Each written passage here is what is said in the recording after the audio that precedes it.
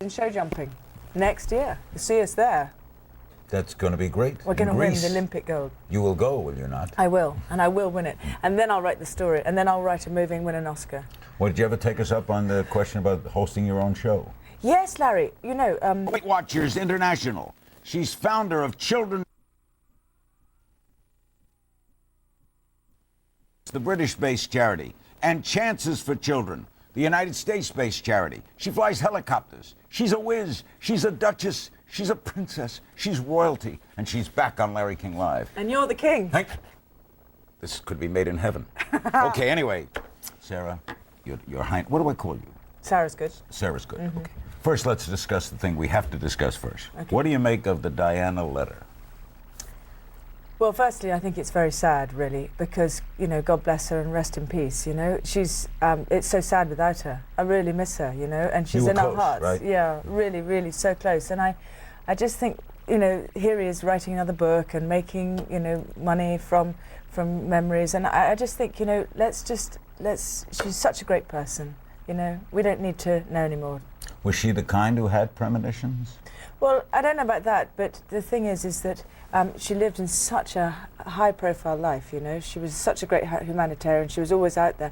I should imagine she had a lot of fears, like a lot of people in public life, you know. It is frightening, isn't it, when there's so many people look at you, you know. But it's very sad to think that yet again we have to be discussing it, really, Larry, because it means that yet again someone else is benefiting from her death, really. Why do you think she now appeared before? Why do you think she stays so much in the consciousness of people? I think because she did so much good, you know, she really did. She was out there, she really worked hard for the children, didn't she? And we always remember her as such a loving, giving person. And I think it's so sad. It was such a tragedy and such a tragic end. It would be logical then if she had some paranoia, right?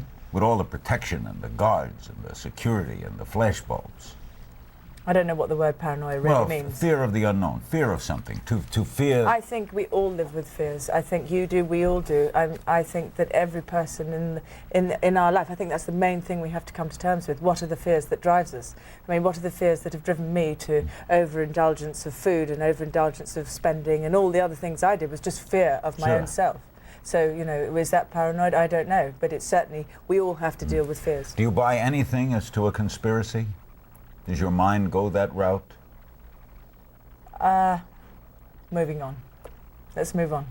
So you're not going to comment one way or the other on it? I think it's a very difficult subject for me to get into, because it would just open such a can of worms, and I really don't feel that it would be right for her memory. Because you still also have you're part of the crown, right? Your children are.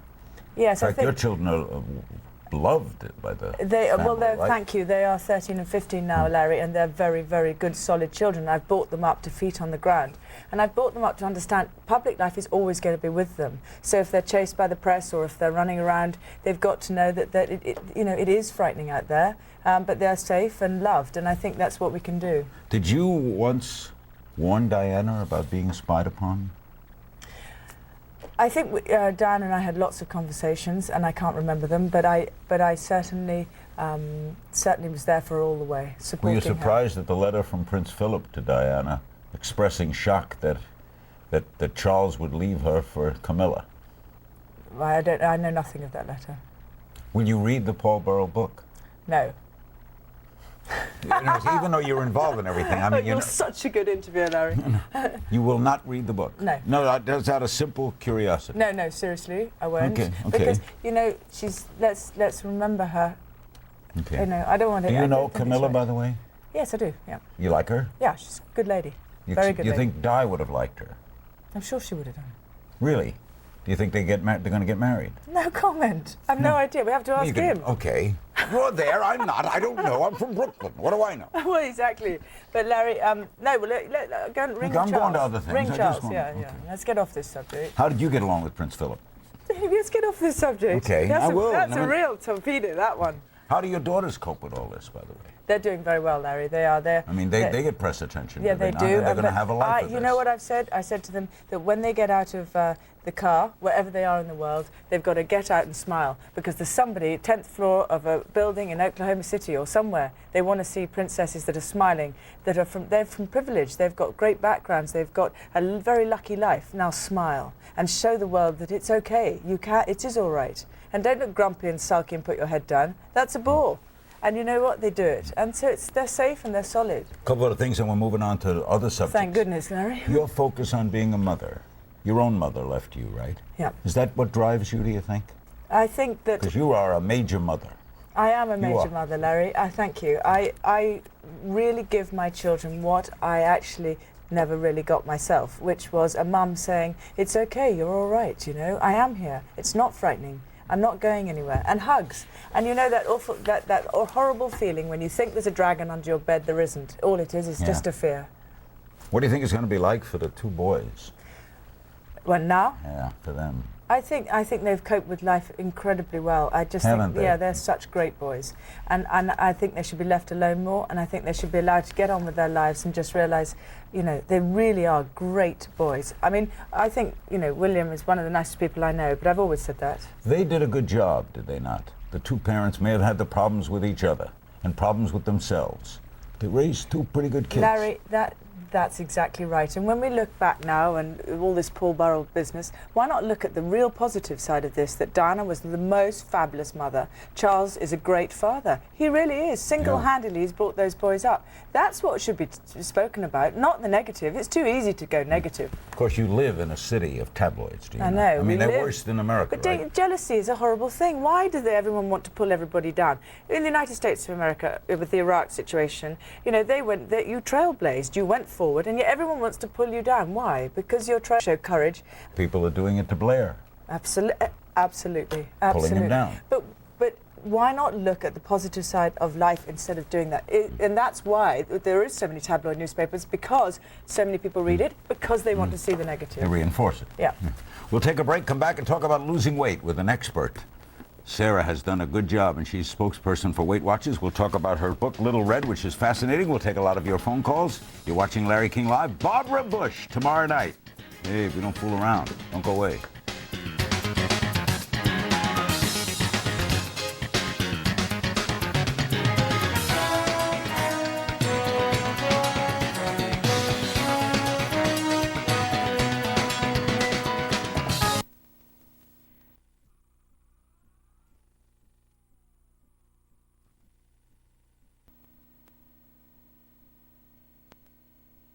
I think they're too frightened. No one has come around? No.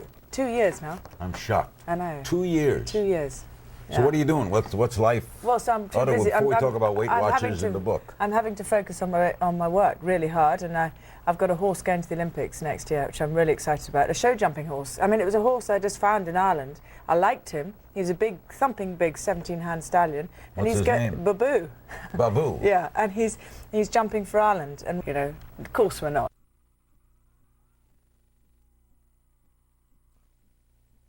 What and event? we're qualified in show jumping next year. You'll see us there. That's going to be great. We're going to In win Greece. the Olympic gold. You will go, will you not? I will, and I will win it. And then I'll write the story, and then I'll write a movie and win an Oscar. Well, did you ever take us up on the question about hosting your own show? Yes, Larry. You know, it was when you and I had lunch, you said start with radio because it's good practice and go on. I did exactly what you said. I've now been doing a lot of radio and hopefully to have my own radio show probably starting next year. From the Heart, it's going to be called. And I'm very excited. So, you know, hopefully one day I'll have my own TV talk show. Now, what do you do for Weight Watchers? You still their spokesperson? Absolutely, but the most important thing I want to talk about today is the truth about carbohydrates, you know. The truth about carbohydrates? Yeah. Like, what don't we know? Well, it's so annoying because all these low-carb diets, everybody's just eating protein, and they're not understanding if they don't put carbohydrates and vegetables in their diet, they are going to be very ill. These fad diets are extreme. It is so important. It's not just about weight loss. It's about health for the future. But You can do these low-carb diets and lose a lot of weight, and it works, absolutely. Then 3 months later, all these problems come, kidney problems, heart disease. I work for the American Cancer Society. I work for the American Heart Association. If you carry on with these low-carb diets, you are going to end up The in argument problems. made by the late Dr. Atkins and others is that carbs turn to sugar, and sugar is bad. So that means that we have to cut out broccoli and every vegetable known to man because it bread. turns to sugar and it's bad. rice. Yes, brown rice, whole foods, whole grains.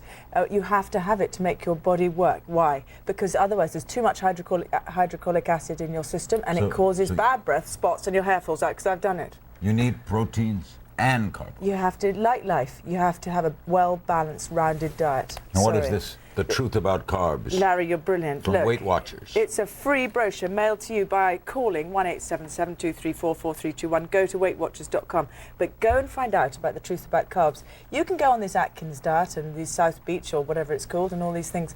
But you come back to Weight Watchers in a year's time, because you're going to have problems and you are going to be ill. I can guarantee it, because I was there.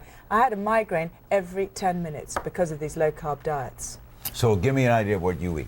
What I eat now? Yeah. Oh, I can eat anything I like, because with Weight Watchers you can just count your points. So if I'll get up in the morning, I'll have an egg white omelette, or today I had half a bagel and low-fat yogurt, which was delicious, you know. But I think, and then for lunch I had fish and tomatoes and a bit of potato. That's okay, and it was well-rounded and Do you well-balanced. snack? Yes, I snack nuts and dried fruits, and that's at 11 o'clock and 4 o'clock, because my sugar levels go down, so I get them back up. But, you know, deprivation is fattening. You know, it causes binging and purging, and, you know, if you deprive yourself and you stick to just eating only fats, bacon and eggs and all the things they suggest, then where is life? What is life about? It means that for the rest of your time, for the next year, you have to only limit yourself to certain things, and it's going But to they're cause all your body. good things, though. That's one of the things that appeal. The Yes, Atkins appeal was, yes. hey, bacon ain't bad to you. Bacon and eggs, fantastic, and cheese. And what about fruit? And what about the research that has proven from the American Cancer Society and from the American Heart that if you don't have these things, you are going to be ill? But if you want this brochure, you can go to weightwatchers.com or call 1, it's toll free, 877-234-4321. It's simple enough, 234-4321. The truth about carbs. And see you at Weight Watchers, because you'll be back. Serious weight problems. I mean, you've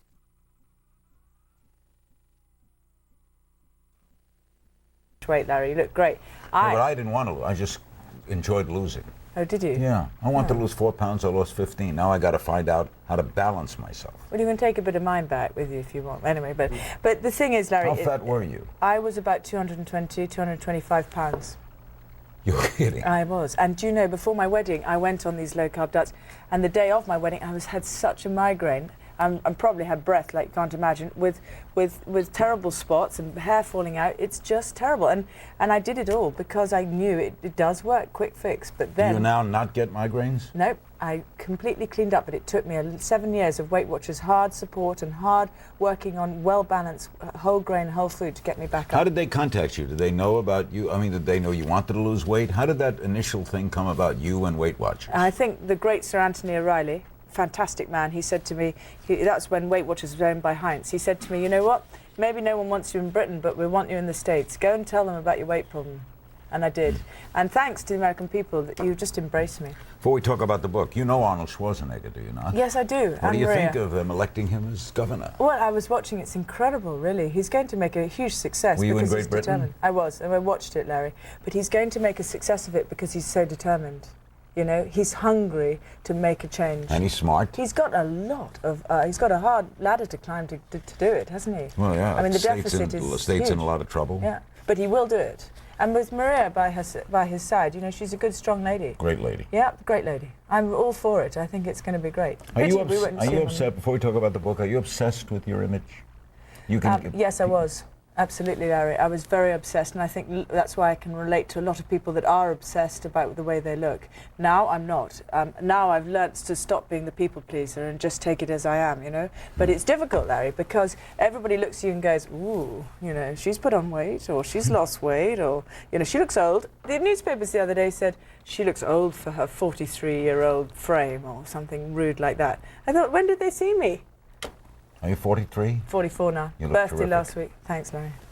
We'll talk about Little Red when we come back, and then we'll be going to your phone calls. Our guest is Sarah Ferguson, the Duchess of York. Don't go away.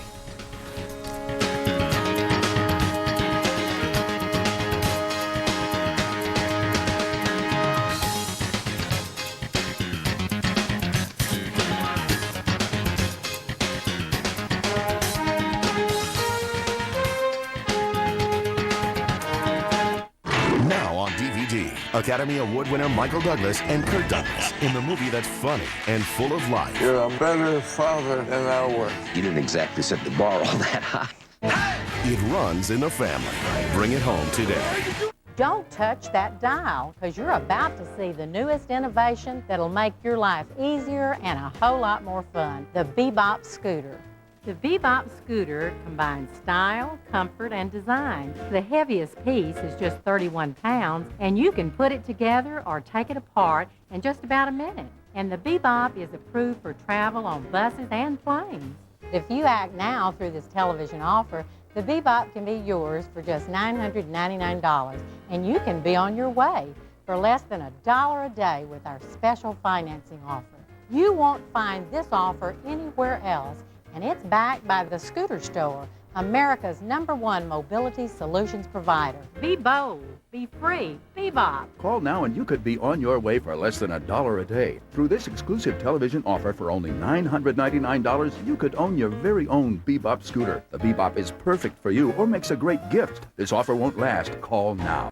CNN Tomorrow, Barbara Bush, the president's mom and former first lady, in her first live interview for her new memoir, only on Larry King Live. CNN Tomorrow, 9 Eastern. Attention investors. Right now, there's a volatile situation in the foreign currencies market. Huge profits can be made. With an investment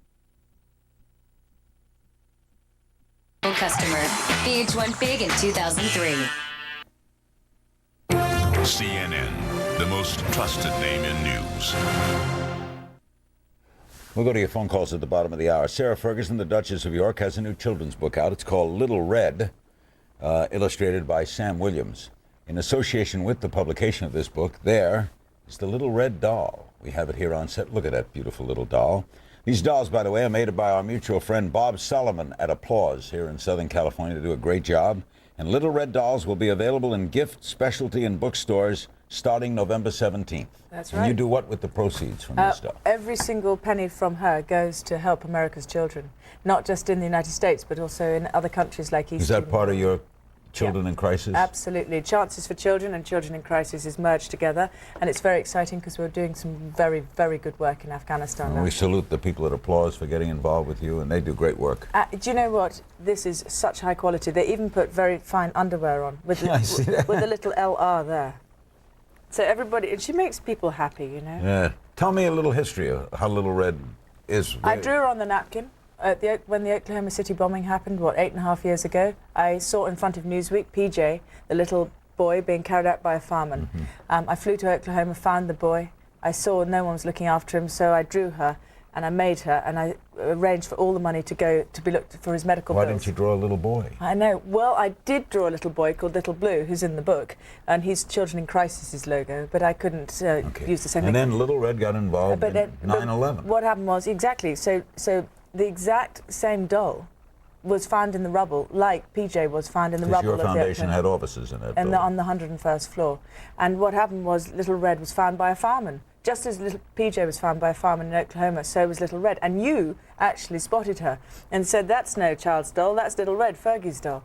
You know, it was amazing, Larry. I couldn't believe you spotted her. Anyway, so she was found by the fireman and brought out. And now the real Little Red that was found in the rubble is in the Oklahoma Museum. I gave her to Oklahoma because I thought the memory is so extraordinary. What's the book about? Well, what I decided to do was, because she's such a survivor, I thought I'd take the logo of Children in Crisis and the logo of Little Red, and I'd take them on adventures. There's a bear, and there's a dog called Gino, and Roni the pony, which my mum and dad used to talk to me about.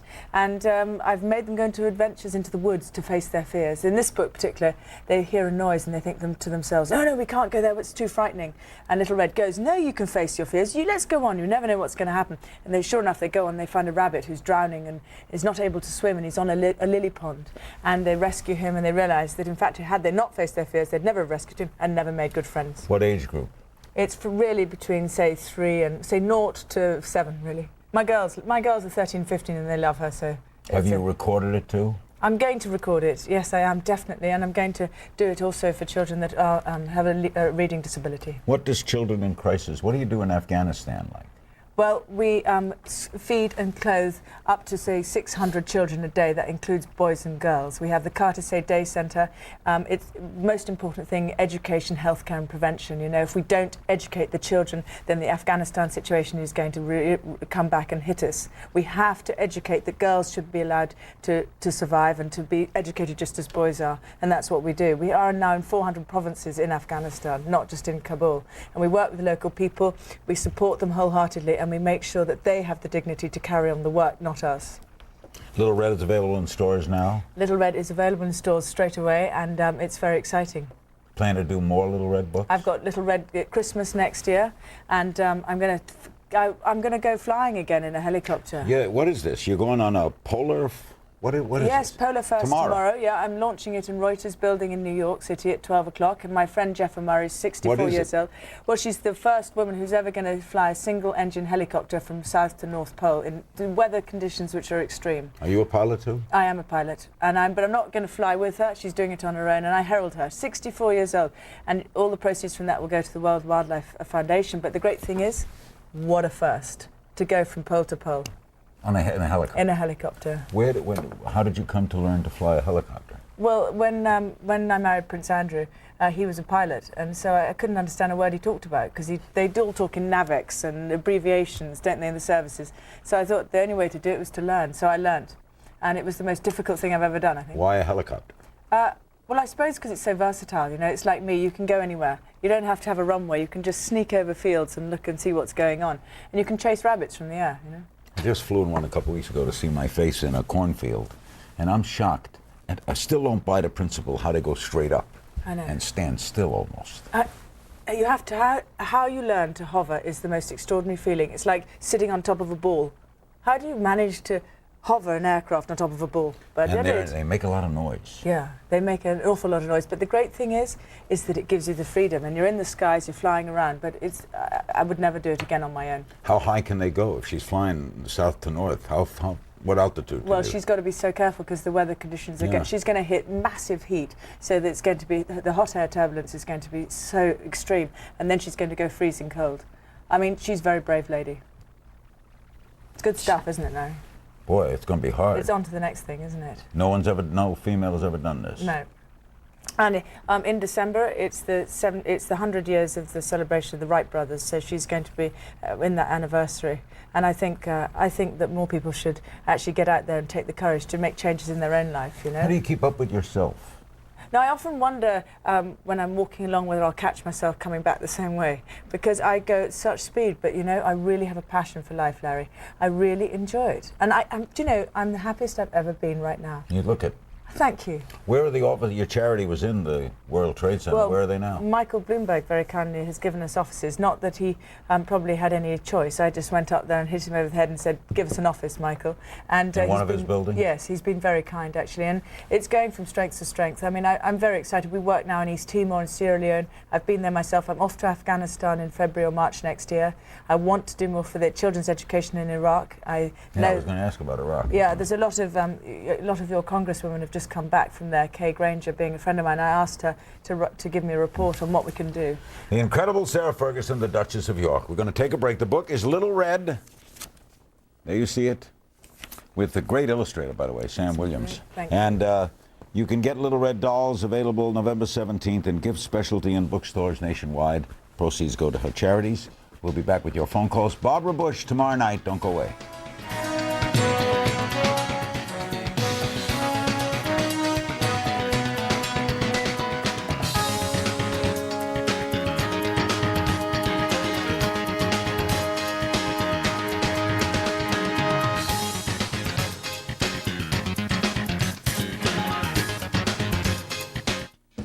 Attention property owners. Do you spend weeks or months every year raking and blowing, bagging and hauling? Does it seem like you never finish this back-breaking job? Well, now you can clear acres of leaves, sticks, pine needles, grass, almost any lawn debris sitting down. Introducing the Cyclone Rake, the revolutionary all-in-one vacuum mulcher from Woodland Power Products. The Cyclone Rake hitches to nearly any riding mower. Its powerful vacuum turbine gives you 10 times the lifting power of most mowers and 5 times the hauling capacity. That's over 200 gallons, more than 6 of these big lawn barrels. The Cyclone rake is so powerful, it lifts and mulches just about any yard debris in a single pass. Look how easily it clears this deep leaf cover. Our Power Vacuum Pickup accessory gives you professional truck loader power and goes everywhere your mower can't reach. Unloading the Cyclone rake is easy too. Just back up to your compost site and drive away. If you have curbside pickup, our optional Power Bagger accessory automatically mulches and bags curbside ready as you drive. You'll never stuff lawn bags again. And our optional Power Unloader accessory lets you unload to places you can't even drive to, like over a fence, into a truck, or right uphill. And when you're done, the Cyclone rake folds up flat and hangs right on the wall. It actually takes no more floor space than this push mower. So call 1-800-860-0004 today for your free Cyclone Rake information kit. When it comes to property cleanup, there's never been a more powerful tool. Call 1-800-860-0004. See for yourself how the Cyclone Rake turns yard cleanup into a ride in the park. Call 1-800-860-0004. That's 1-800-860-0004. Call now. TNT NBA Thursday. Nothing is more dramatic than the truth. Crosstown rivals heat up the hardwood. Who will win the Battle of Tinseltown? Let the truth be told. Clippers, Lakers, Thursday night at 10 on TNT NBA Thursday. Live from Boston, CNN and Rock the Vote bring the Democratic candidates face to face with America's young voters. This night won't be politics as usual. America Rocks the Vote with Anderson Cooper, CNN Tuesday, November 4th, 7 Eastern. We're back with the Duchess of York. We're going to go to your phone calls. Canyon Lake, California. Hello. Yes, Sarah, this is a pleasure speaking to you, for one. And in the past, I've heard you mention ALS, Lou Gehrig's disease, and I wanted to know what your connection was with it, because I lost my mother to that. Yeah, so it's nice to talk to you. Lou Gehrig's disease, it's just terrible. I would hate to get it because I talk too much, and I just know I just can't imagine what it must be like to suffocate in your own body. So I'm determined to help the researchers find a cure for it, because we've just got to raise the awareness. Didn't affect your family, though? No, not at all. Your father just died, though, right? Yes, Larry. He died of prostate cancer and melanoma. How old? He was 71, but he always loved you. It's the first time he'll never be watching, you know. He always loved me being on here because he liked to stay up till 2 to watch you. Dallas, Texas, hello. Yes, hi, Larry. Hi. Such a pleasure to talk to you and to speak with Sarah. I've admired her for so very long. I know she's such a wonderful, devoted mother. I would like to ask what her legacy would be that she would like to impart to her children. Oh, what a nice question. I think the legacy I'd like to give them is the sense of security and compassion, and to know that they are deeply loved and hugged, you know, because I think so many children nowadays, it's just so simple. God's given us legs to walk and eyes to see, but arms to hug, and I think we should hug more, and it's just, I think that's what my children do. Sydney, Nova Scotia, hello. Hi, Sarah. Hello there. Hi, how are you? I'm fine. I'd like to praise you for everything you've done through your ups and downs. And also, I'd like to know how the Lady Di's 2 boys are doing. Well, thank you very much for asking. They're doing very, very well, I think. I mean, one's away in Australia, Harry's away in Australia, and William's shining, you know. He's growing up to be a fine, fine example of his mother's goodness. Do they know your daughters well? Yes, well, they spend a lot of time together at the holiday seasons, and they get together. But, you know, do remember, my girls, 13 and 15, they're still shrimps, aren't they? For boys like that, they're still sort of young little girls. Are you the in or the out? I mean, your daughters are in the family, right? Yes. So they would be part of the royal entourage. Absolutely, yes. Are you the out or the in? Where is Sarah? I'm out. You're out. I'm out, yeah. But you know what? I'm very proud to be out because I feel that I'm okay, and my girls are holding the fort for me, and I've done a good job, and I'm proud to be a good mum. You also call yourself a closet American. I do, Larry. I do. How did you know America. that? I do. I love the fact that they embraced me, and I said I was sorry for whatever I'd done in the United Kingdom, and they embraced me and said, "Okay, we'll give you a second chance," and they've given me my life back. The American people. What had you done? Been wild, right? Yes, I hadn't realised the ramifications of my actions. you know. Somebody once gave me advice. He said, when you get out in the bed in the morning, just remember that every single thing you do is going to be known by someone. So think of the consequences. And, you know, he was right.